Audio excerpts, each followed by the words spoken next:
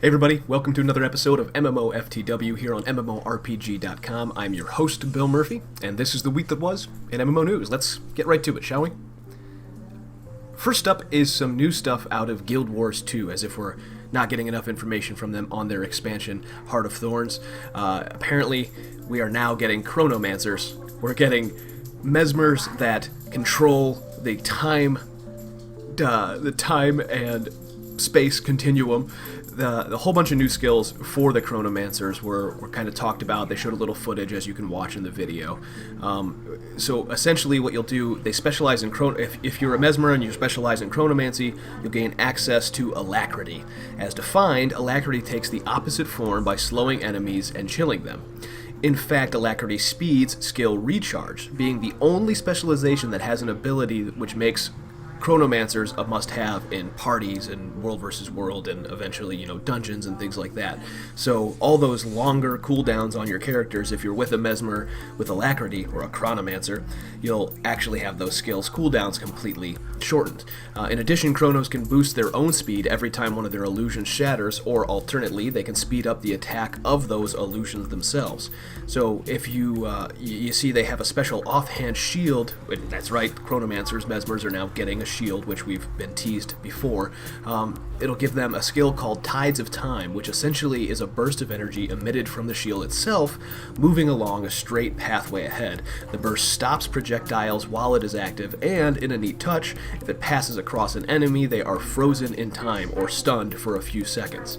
After reaching the limit of its forward momentum, the energy burst travels back to the Chronomancer with the same effects applied on the way back. So it's like your Captain America tossing out your shield, which also happens to bend the time and space continuum.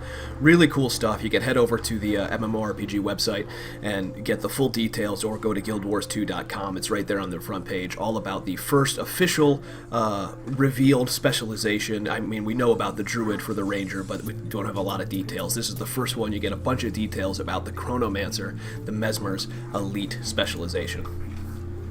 And in some additional Guild Wars news, just a little brief mention here, we're going to go ahead and mention the 10th anniversary of the original Guild Wars. There's a nice retrospective written by the team and the community team about 10 years of Guild Wars, since the lowly beginnings of ArenaNet inside of a garage, essentially, inside of one of the founding members' homes, all the way to where they are now in Bellevue, Washington, and selling millions of copies of their games and stuff. It's pretty cool. You'll want to check it out. And in Star Wars The Old Republic news, the Rise of the Emperor update is actually live this past week. It went live on Tuesday, April 28th. Brings with it a whole bunch of new features, a whole host of different things. You'll be able to explore Zyos, which is the gateway to the Empire, so it's a whole new planet or zone to check out. You'll join forces with Lana Beniko, Minister of the Sith Intelligence, and Theron Shan, a Galactic Republic spy, to figure out what's going on. This is all leading up, presumably, to the Fallen Empire expansion, which we're being teased every so often by the BioWare folks. So go ahead and dive in now. It's a free update. You don't have to pay anything extra for this one. It's not an expansion, and it just builds upon the story and gives you some more stuff joining the battle against Revan. And in Pathfinder Online news, we started our own early enrollment review this week, based on the fact that our buddy Ryan Dancy has officially said that there's going to be no more wipes on the game, even all the way up until the game officially launches in 2016. And they're taking a subscription payment right now from any player that wants to play. So for all intents and purposes, the game is launched. It's just what he calls a minimally viable product. Now, it turns out that a minimally viable product with all of its bugs and warts and all is not something a lot of people feel like paying to play. So Ryan took to the forums and he's encouraging recruitment right now. If you're a die-hard fan of Pathfinder Online and you want to see the game succeed, you got to get out there and try to get your friends to sign up to invest their money in what they hope will be a very good experience when the game officially launches later in 2016. You might want to keep an eye out on our early enrollment review, which we are going to score and everything like that, the official trappings of a review. There's a lot of potential in Pathfinder Online, I'll say that. There's a lot of great ideas. The game itself is lacking a lot of polish and just isn't very good right now. So you can read our review on the website. We'll have that final score up in a couple weeks.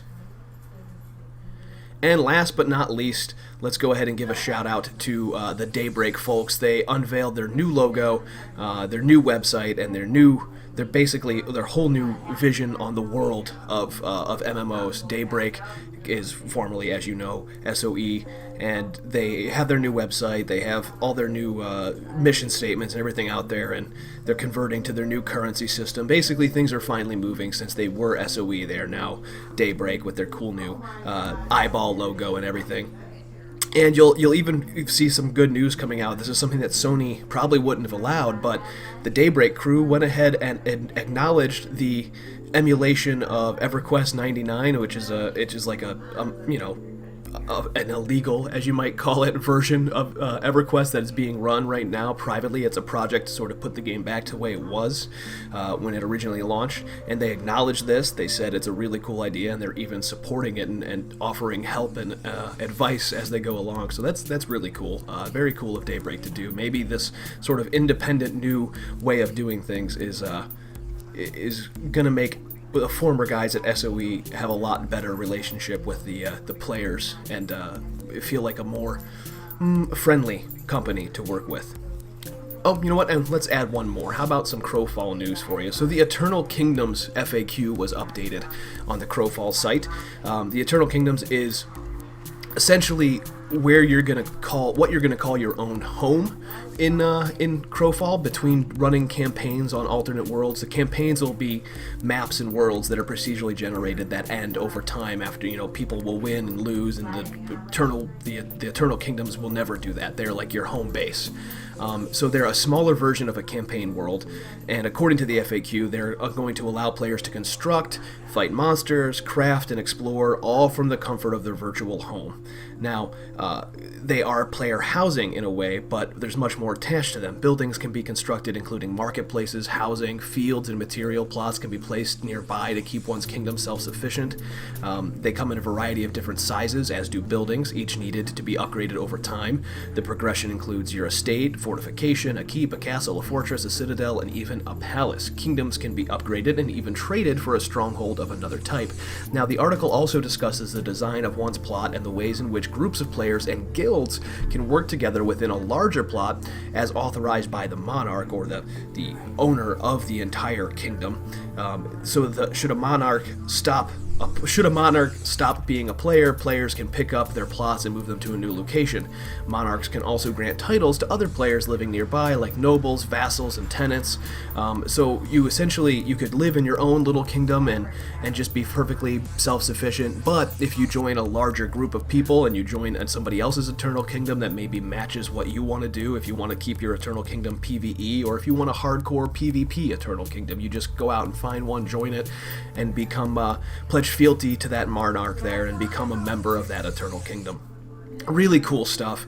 Of course, there's going to be a lot more incentive to go out into the campaign worlds and actually fight for resources and everything like that, and that'll be where all the epic strife comes from. But the Eternal Kingdom, think of it as your place to get away from all of the strife and the dying worlds and of the campaign worlds, and just kind of have a nice peaceful hamlet to play in, and or even not peaceful. If you want a hardcore PvP Eternal Kingdom, you're totally going to be able to do that too, because the monarchs will set the rule sets. It's really cool stuff, and we're going to be learning about them more as the Crowfall development goes along. Now, that's going to do it all for this week, folks. Of course, as you know, the Cabal 2 closed beta also started this week, as we mentioned last week. You'll see more of our previews and impressions on the website as it goes along, but you can find the first impressions there now. This coming Monday, Echo of Soul from Area Games is also going live into closed beta. We'll have our first impressions in a stream that day as well, so keep your eyes peeled on the site for that. Anything else that I forgot about, be sure to mention it in the comments. You can find all the links to all of this week's news down there in the description. Don't forget to follow us on Twitter, Twitch, YouTube, and Facebook, even plays.tv, at MMORPG.com without the dot. Thanks for watching, and remember, don't let a bad pug get you down.